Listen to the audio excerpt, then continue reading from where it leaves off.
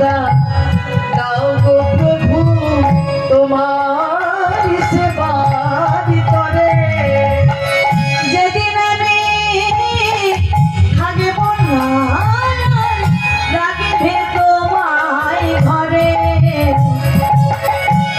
যেদিন আমি ভাবিব না রাখিবে তোমার ঘরে। মরে যেদিন আমি দয়াময়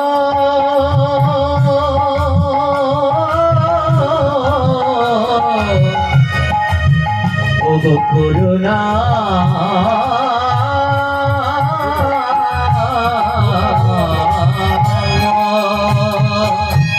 যেদিন আমি থাকিব না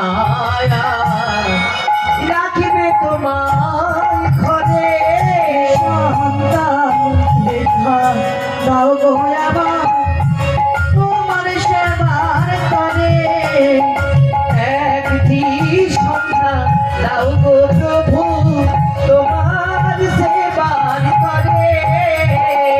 একটি সন্তান দাও গো প্রভু তোমার সেবার করে।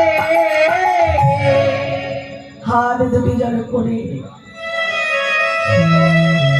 মনের দুঃখের কথা ভগবানকে জানাচ্ছিলে দয়াময়। তুমি আমাকে একটা সন্তান দাও যে আমার অবর্তমানে আমার বংশ রক্ষা করবে। আমাকে একটা সন্তান দাও, দিনের পর দিন মাসের পর মাস বছরের পর বছর তার চাপা দুঃখটাকে মনের মধ্যে চেপে রেখে জীবনে যাপন করছি। কিন্তু এই যে মনের চাপা ব্যথা চাপা দুঃখটা ধীরে ধীরে একটা বিশাল বড় আকার ধারণ করেছে। এবার সারাক্ষণ যেন মনে হয় একটা সন্তান একটা সন্তান একটা সন্তান। মায়েরা বলবেন আত্মদেব ব্রাহ্মণ ভগবানের কাছে সন্তানে চাইছে তার স্ত্রী, সে কি মা হতে চায় না? সে কেমন ব্যক্তি? এটা তো প্রশ্ন হতে পারে।